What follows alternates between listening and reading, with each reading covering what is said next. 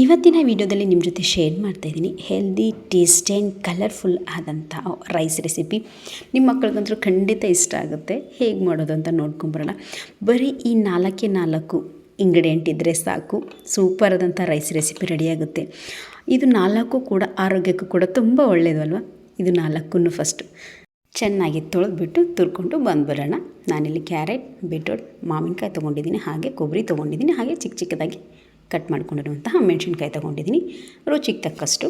ನಾನಿಲ್ಲಿ stove on ಮಾಡಿ ಒಂದು ಬಾಣಲೆ ಇಟ್ಟು ಅದಕ್ಕೆ ಸ್ವಲ್ಪ ಎಣ್ಣೆ ಹಾಕ್ತಾಯಿದ್ದೀನಿ. ಎಣ್ಣೆ ಬಿಸಿ ಆಗಲಿ, ಆಮೇಲೆ ಇದಕ್ಕೆ ಸ್ವಲ್ಪ ಜೀರಿಗೆ ಮತ್ತು ಸಾಸಿವೆ ಹಾಕೋಣ.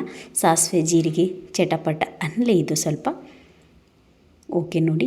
ಇವಾಗ ಇದು ಚಟಪಟ ಅಂದಿದ್ದಕ್ಕೆ ಸ್ವಲ್ಪ ಉದ್ದಿನಬೇಳೆ ಹಾಕ್ತಾಯಿದ್ದೀನಿ.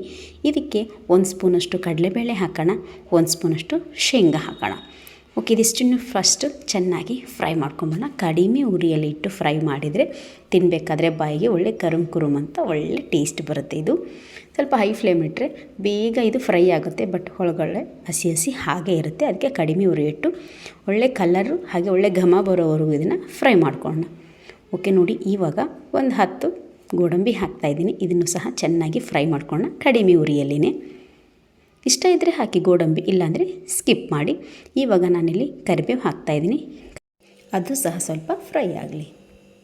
ಕಟ್ ಮಾಡ್ಕೊಂಡಿರುವಂತಹ ಮೆಣಸಿನ್ಕಾಯಿ ಹಾಕೋಣ. ಆಮೇಲೆ ಸ್ವಲ್ಪ ಅದು ಫ್ರೈ ಆಗಲಿ ಮೆಣಸಿನ್ಕಾಯಿ, ಸ್ವಲ್ಪ ಒಂದು 10 ಸೆಕೆಂಡ್ ಫ್ರೈ ಆದಮೇಲೆ ತುರಿದಿಟ್ಕೊಂಡಿರುವಂತಹ ನಾನಿಲ್ಲಿ ಕ್ಯಾರೆಟು, ಬೀಟ್ರೂಟು, ಕೊಬ್ಬರಿ ಹಾಗೂ ಮಾವಿನಕಾಯಿ ಇದಕ್ಕೆ ಸೇರಿಸೋಣ. ಮಾವಿನಕಾಯಿ ಈ ಸೀಸನಲ್ಲೇ ನಿಮಗೆ ಸಿಕ್ಕರೆ ಹಾಕಿ. ನಾನಿಲ್ಲಿ ಸ್ವಲ್ಪ ಮಾವಿನಕಾಯಿ ತೊಗೊಂಡಿದ್ದೀನಿ. ನಮ್ಮ ಗಿಡದ್ದು ಸ್ವಲ್ಪ ಉಳಿಯಿದೆ ಮಾವಿನಕಾಯಿ, ಹಾಗಾಗಿ ಅರ್ಧಕ್ಕಿಂತ ಕಡಿಮೆ ಹೋಳು ತೊಗೊಂಡಿದ್ದೀನಿ ನಾನಿಲ್ಲಿ. ನಿಮಗೆ ಸಿಕ್ಕಿಲ್ಲ ಅಂದರೆ ನೀವು ಸ್ಕಿಪ್ ಮಾಡ್ಬೋದು. ಓಕೆ ನೋಡಿ, ಎಲ್ಲವನ್ನು ಇದಕ್ಕೆ ಹಾಕಿ ಕಡಿಮೆ ಉರಿಯಲ್ಲೇ ಚೆನ್ನಾಗಿ ತುರಿದಿಟ್ಕೊಂಡಿರುವಂಥ ಎಲ್ಲ ವೆಜಿಟೇಬಲ್ಸ್ ಫ್ರೈ ಆಗಬೇಕು. ಮಾವಿನಕಾಯಿ ಮತ್ತು ಕೊಬ್ಬರಿ ಚೆನ್ನಾಗಿ ಫ್ರೈ ಆಗಲಿದ್ದು ತುಂಬ ಆರೋಗ್ಯಕ್ಕೂ ಒಳ್ಳೆಯದು. ಮಕ್ಕಳು ಯಾವುದನ್ನು ಕ್ಯಾರೆಟು, ಬೀಟ್ರೂಟು ಈ ಥರ ತಿನ್ನೋದಿಲ್ಲ, ಹಾಗಾಗಿ ಈ ಥರ ತುರಿದು ಕಲರ್ಫುಲ್ಲಾಗಿ ರೈಸ್ ಮಾಡಿಕೊಟ್ರೆ ತಿಂತಾರೆ.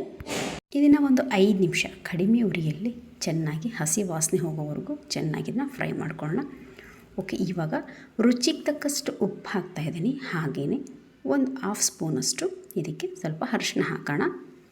ಅದು ಸಹ ಚೆನ್ನಾಗಿ ಅರಿಶಿನ ಅದರ ಹಸಿ ವಾಸನೆ ಹೋಗೋವರೆಗೂ ಫ್ರೈ ಮಾಡಿಕೊಂಡು ಉಪ್ಪು ಚೆನ್ನಾಗಿ ಇದಕ್ಕೆ ಹೊಂದ್ಕೊಳ್ಳಿ. ಓಕೆ, ಇವಾಗ ನೋಡಿ ಎಲ್ಲ ಫ್ರೈ ಆಗಿದೆ. ಇವಾಗ ಸ್ಟವ್ ಆಫ್ ಮಾಡಿಕೊಂಡು ಇದನ್ನು ತಣ್ಣಗಾಗಿಬಿಟ್ಟು ಇದಕ್ಕೆ ಮಾಡ್ಕೊಂಡಿರುವಂತಹ ರೈಸ್ನ ಇದಕ್ಕೆ ಸೇರಿಸಿ ಚೆನ್ನಾಗಿ ಮಿಕ್ಸ್ ಮಾಡ್ಕೊಳ್ಳೋಣ. ಹುಳಿ ಎಷ್ಟು ಹಿಡಿಯುತ್ತೆ ನೋಡಿ ನೀವು, ಅಷ್ಟೊಂದು ನಿಧಾನಕ್ಕೆ ರೈಸ್ನ ಕಲಿಸ್ಕೋಬೇಕಾಗುತ್ತೆ.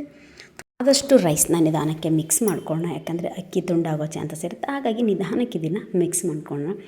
ನಿಮ್ಮ ಮಕ್ಕಳಿಗೂ ತುಂಬ ಇಷ್ಟ ಆಗುತ್ತೆ, ಕಲರ್ಫುಲ್ ಆಗಿರೋದ್ರಿಂದ ಅಟ್ರ್ಯಾಕ್ಟ್ ಆಗ್ತಾರೆ ಮಕ್ಕಳು ಕೂಡ. ನೋಡಿ ಚೆನ್ನಾಗಿ ಇವಾಗ ಮಿಕ್ಸ್ ಮಾಡಿದ್ದು ಆಗಿದೆ. ಇವಾಗ ನೋಡಿ ಹೆಲ್ತಿ ಆದಂಥ ಕಲರ್ಫುಲ್ ಆದಂಥ ಟೇಸ್ಟಿ ಆದಂಥ ರೈಸ್ ರೆಡಿಯಾಗೋಯಿತು. Thank you. Please subscribe the channel.